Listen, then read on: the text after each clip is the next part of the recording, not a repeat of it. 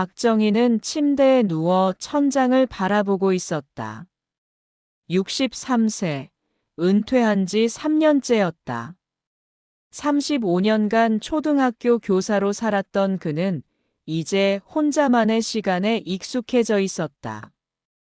아들 부부가 함께 살기 시작한 건 작년 가을이었다. 아들은 해외 출장이 잦았고 며느리 리는 낮에 카페에서 일했다.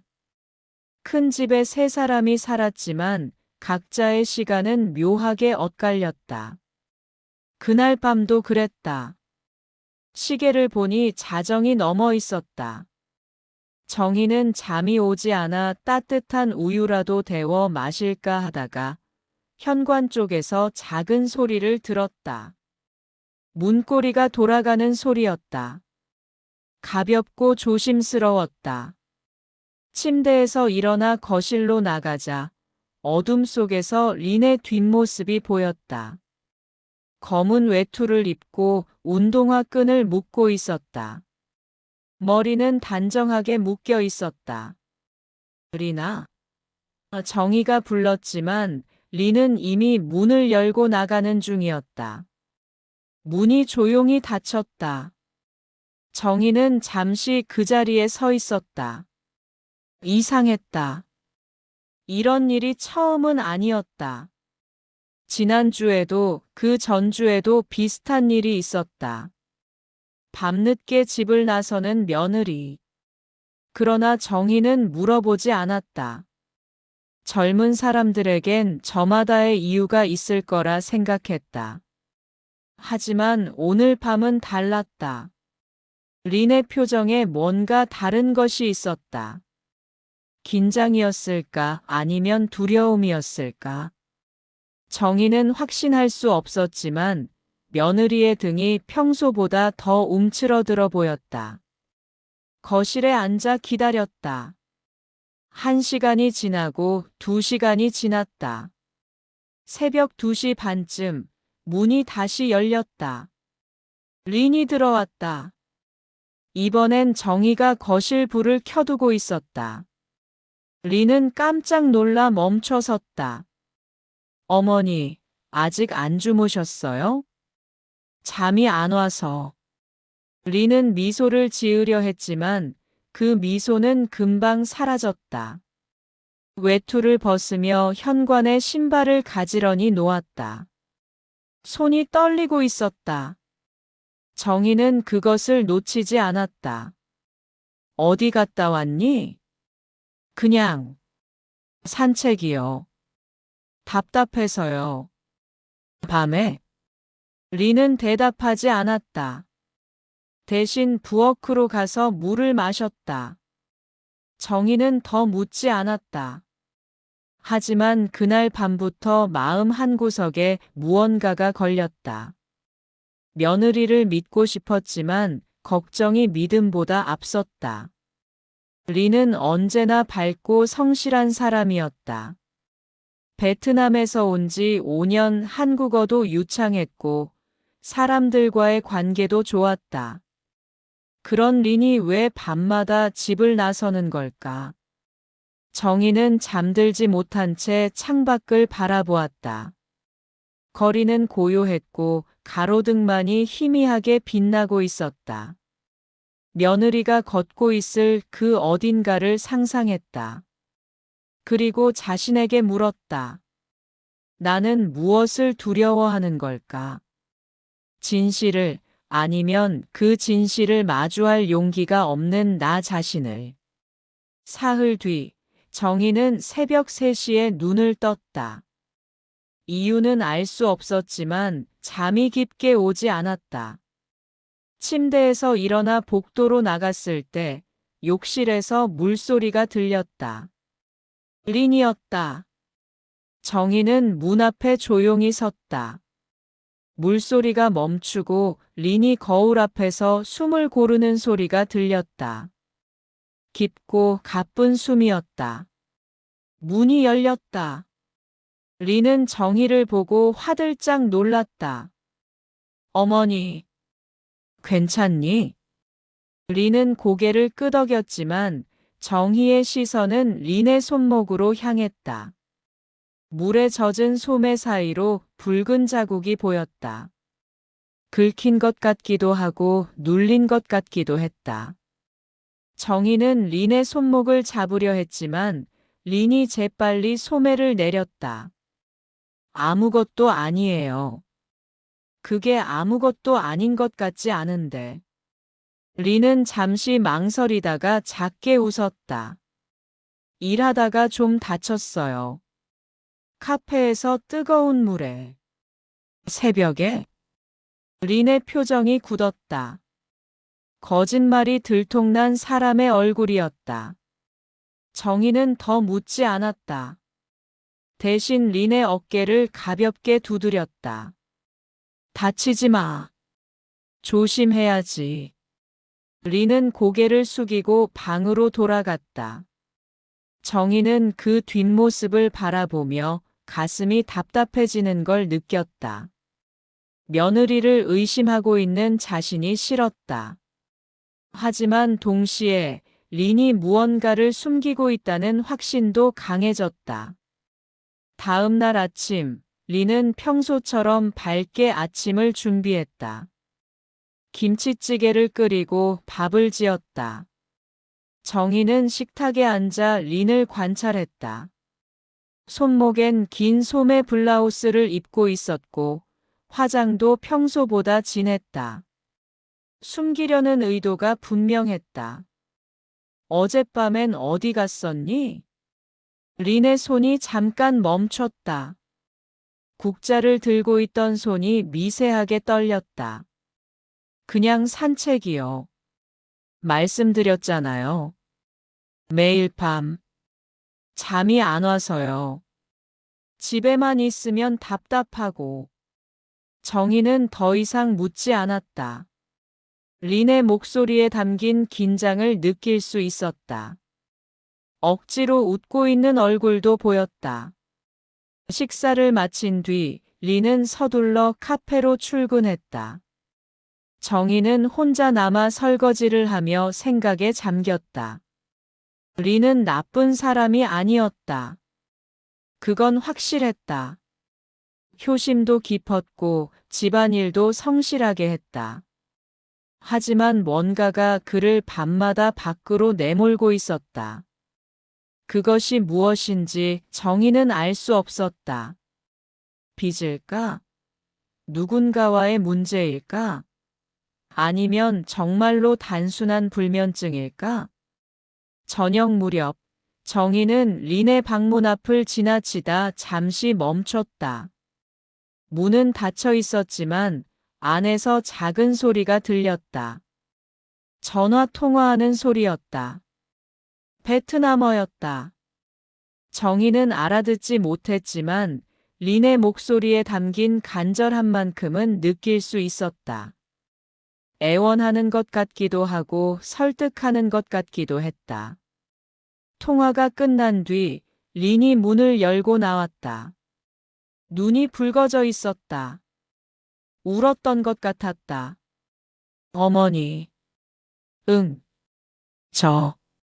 오늘 밤도 좀 나갔다 올게요. 정희는 고개를 끄덕였다. 하지만 마음속으론 결심했다. 오늘 밤 린의 뒤를 따라가 보기로. 정희는 검은색 점퍼를 입고 현관문 밖에서 기다렸다. 밤 11시 린이 집을 나섰다. 정희는 충분한 거리를 두고 뒤를 따랐다. 린은 빠른 걸음으로 골목을 빠져나갔다. 버스 정류장을 지나 공원을 가로질렀다. 정희는 숨을 헐떡이며 따라갔다. 63의 몸으로는 버거운 거리였다. 린이 멈춘 곳은 공단 지역의 낡은 건물이었다. 간판도 없는 작은 가게 같았다. 희미한 불빛이 창문으로 새어나왔다. 린은 문을 열고 안으로 들어갔다. 정희는 잠시 망설이다가 창문 옆으로 다가갔다. 안을 들여다보았다. 식당이었다. 아니, 식당이라기엔 너무 허름했다. 낡은 테이블 몇 개와 플라스틱 의자들. 그곳엔 열댓 명의 사람들이 앉아 있었다. 대부분 동남아시아 출신으로 보이는 젊은 노동자들이었다. 리는 그들 사이에 앉아 무언가를 설명하고 있었다. 손에는 서류가 들려 있었다. 정희는 귀를 기울였다. 린의 목소리가 들렸다. 이 서류에 사인하면 안 돼요. 이건 불법이에요. 회사가 당신 임금을 가져가는 거예요. 한 남자가 베트남어로 뭔가 물었다. 린이 한국어로 통역했다. 옆에 앉은 한국인 남자가 대답했다. 노동 상담사처럼 보였다. 린은 다시 베트남어로 설명했다. 남자는 고개를 끄덕이며 안도의 표정을 지었다. 정희는 놀라 뒷걸음질 쳤다. 이해가 되지 않았다. 린이 하고 있던 일은 범죄가 아니었다. 오히려 정반대였다. 그는 도움이 필요한 사람들을 돕고 있었다. 1시간쯤 지나 린이 밖으로 나왔다. 정희는 재빨리 전봇대 뒤에 숨었다. 린과 함께 나온 중년의 한국인 여성이 말했다. 린 씨, 정말 고마워요. 당신 없었으면 이 사람들 어쩔 뻔했어요. 아니에요. 제가 할 수 있는 일이니까요. 손목은 괜찮아요? 지난번에 그 공장 사장이. 괜찮아요. 이 정도는. 정희는 숨을 죽였다. 손목에 자국. 그건 사고가 아니었다. 누군가에게 당한 것이었다. 린이 걸어가자 정희는 다시 뒤를 따랐다. 하지만 이번엔 숨지 않았다. 린이 골목을 돌 때 정희가 불렀다. 린아! 린이 돌아섰다. 놀란 얼굴로 정희를 바라보았다. 어머니, 왜 여기? 따라왔어. 내가 어디 가는지 보려고. 린의 얼굴이 창백해졌다. 죄송해요. 말씀드렸어야 했는데. 정희는 린에게 다가갔다. 왜 말 안 했니? 왜 혼자 이런 일을 하고 있었어? 린은 고개를 숙였다.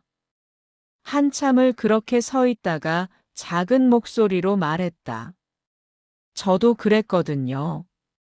한국에 처음 왔을 때 아무것도 몰라서 사기당하고 임금도 못 받고 아무도 도와주지 않았어요. 언어가 안 통하니까 다들 귀찮아했죠. 그때 누군가 저를 도와줬다면. 그래서 이제는 제가 도와주고 싶었어요. 정희는 가슴이 뭉클했다. 그럼 왜 우리한테 말 안 했어? 걱정 끼치고 싶지 않았어요. 어머니나 남편이 말리실까봐. 그리고 린이 손목을 만졌다. 가끔 위험할 때도 있어서요. 나쁜 사장들이 화를 내거나. 그래도 괜찮아요. 전 강해요. 정희는 린의 손을 잡았다. 차가웠다. 혼자 너무 무리하지 마. 이제 내가 알았으니까. 린이 고개를 들었다. 눈에 눈물이 고여 있었다. 집으로 돌아오는 길은 조용했다. 린과 정희는 나란히 걸었지만 말이 없었다. 현관문을 열고 들어서자 정희가 먼저 말했다. 차 한잔 할까? 린은 고개를 끄덕였다. 정희는 주방에서 대추차를 끓였다. 따뜻한 김이 올라오는 찻잔을 들고 거실 소파에 마주 앉았다. 린은 찻잔을 두 손으로 감싸 쥐었다. 손이 여전히 떨리고 있었다. 언제부터였니? 작년 겨울부터요.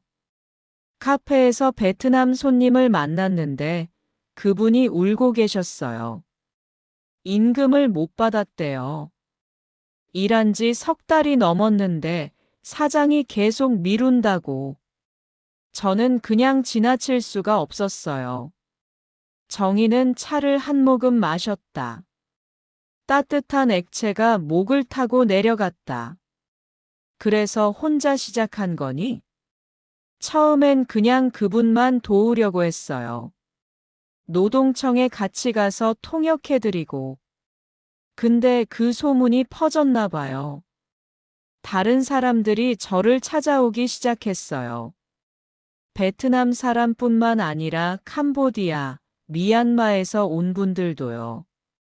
그럼 그 식당은? 김 선생님이라는 분이 운영하세요. 은퇴한 노무사예요. 무료로 상담해 주시는데 통역할 사람이 없어서 힘들어 하셨어요. 제가 베트남어는 할 수 있으니까 일주일에 3번 정도 가요.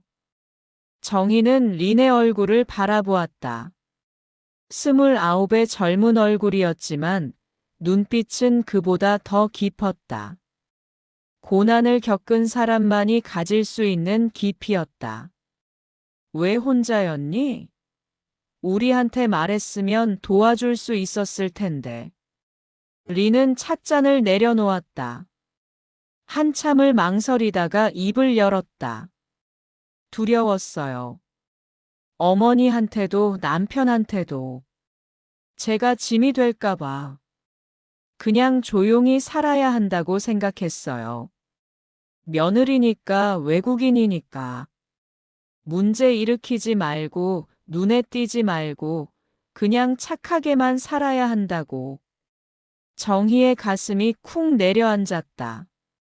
린이 느꼈을 무게가 짐작됐다. 다른 나라에서 다른 언어로 다른 사람들 틈에서 살아가는 것.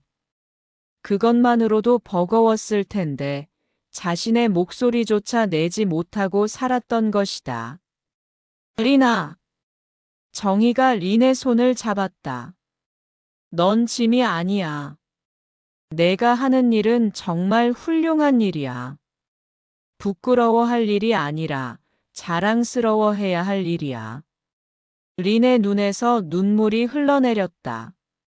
참았던 감정이 무너지는 순간이었다. 하지만 위험해요. 지난주에는 한 공장 사장이 저를 밀쳤어요. 손목을 세게 잡아서 협박도 했어요. 경찰에 신고하겠다고. 저를 추방시키겠다고. 그래서 더 말 못한 거구나. 린이 고개를 끄덕였다. 무서웠어요. 하지만 멈출 수가 없었어요. 제가 안 하면 그 사람들은 누구한테도 도움을 못 받아요. 한국어를 못하니까요. 저처럼요. 정희는 린을 끌어안았다. 작고 떨리는 몸이 품 안에서 흔들렸다. 린은 정희의 어깨에 얼굴을 묻고 소리 없이 울었다. 정희도 눈물이 났다. 며느리가 혼자 짊어지고 있던 책임감의 무게가 느껴졌다. 이제 혼자 하지 마. 내가 함께 할게. 린이 고개를 들었다. 어머니가요? 응. 나도 할 수 있는 게 있을 거야. 통역은 못해도 너를 지켜줄 순 있어. 너 혼자 위험한 일을 당하게 두지 않을 거야. 린의 얼굴에 희미한 미소가 번졌다. 처음으로 진짜 미소였다. 숨기지 않아도 되는 부담 없는 미소.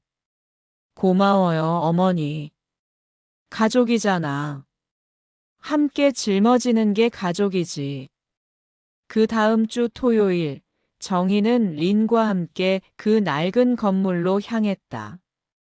저녁 6시, 아직 해가 완전히 지지 않은 시간이었다. 린은 정희의 손을 잡고 문을 열었다.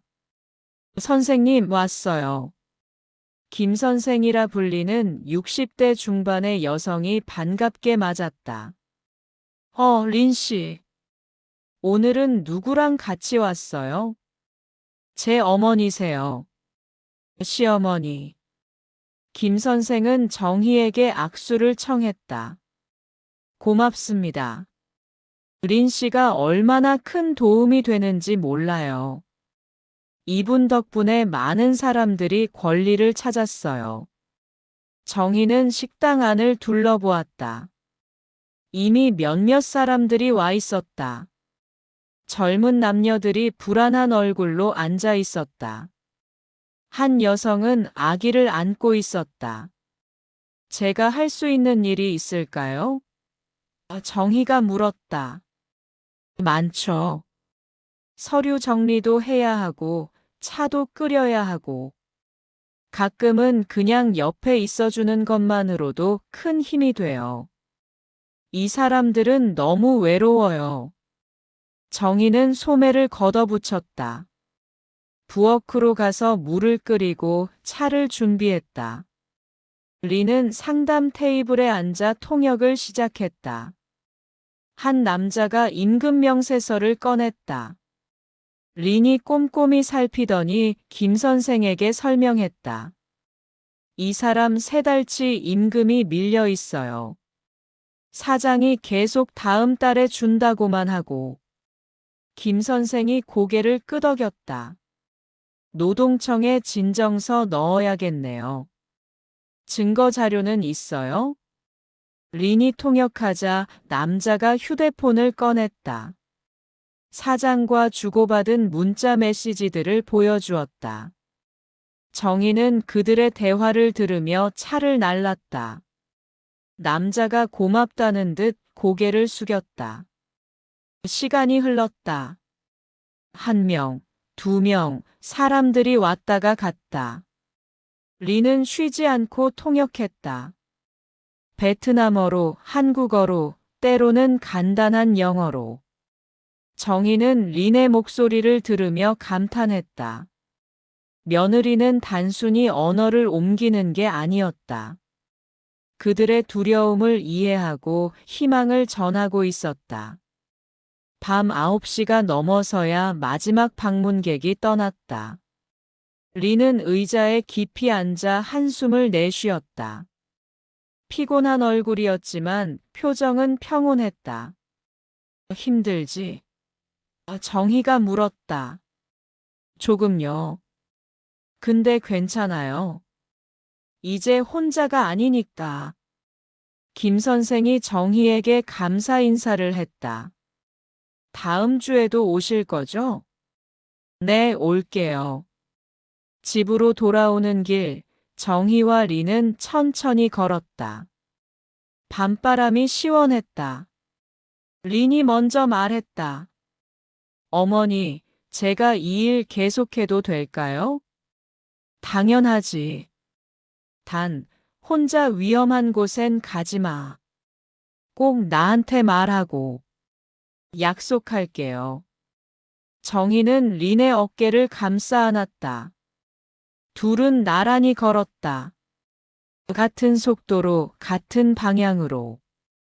정희는 생각했다. 가족이란 무엇일까? 피로 이어진 관계. 같은 집에 사는 사람? 아니었다. 가족은 서로의 무게를 나눠지는 사람이었다. 혼자서는 버거웠던 길도 둘이 걸으면 가벼워졌다. 어머니. 응. 저 행복해요. 처음으로. 정희는 미소 지었다. 나도 그래. 집 앞에 도착했을 때 현관등이 따뜻하게 그들을 맞았다. 문을 열고 들어서는 린의 걸음이 가벼웠다. 더 이상 숨길 것도 두려워할 것도 없었다. 정희는 린의 뒷모습을 보며 생각했다. 가족이란 같은 피를 나눈 사람이 아니라 같은 마음으로 선택하는 사이구나. 그날 밤 정희는 오랜만에 깊이 잠들었다. 불안도 의심도 없이. 린도 마찬가지였다. 각자의 방에서 두 사람은 편안한 잠에 빠졌다. 밤의 문소리는 이제 두려움이 아니었다. 함께 걷기 위해 열리는 문이었다. 주말마다 정희와 리는 그 작은 식당을 찾았다. 도움이 필요한 사람들 곁에 섰다. 때로는 힘들었지만 그 무게를 나누니 견딜만 했다. 리는 더 이상 혼자가 아니었고 정희는 새로운 의미를 찾았다. 은퇴 후의 삶이 끝이 아니라 또 다른 시작이 될 수 있다는 것을. 그렇게 밤은 계속됐다. 하지만 이제 그 밤은 외롭지 않았다.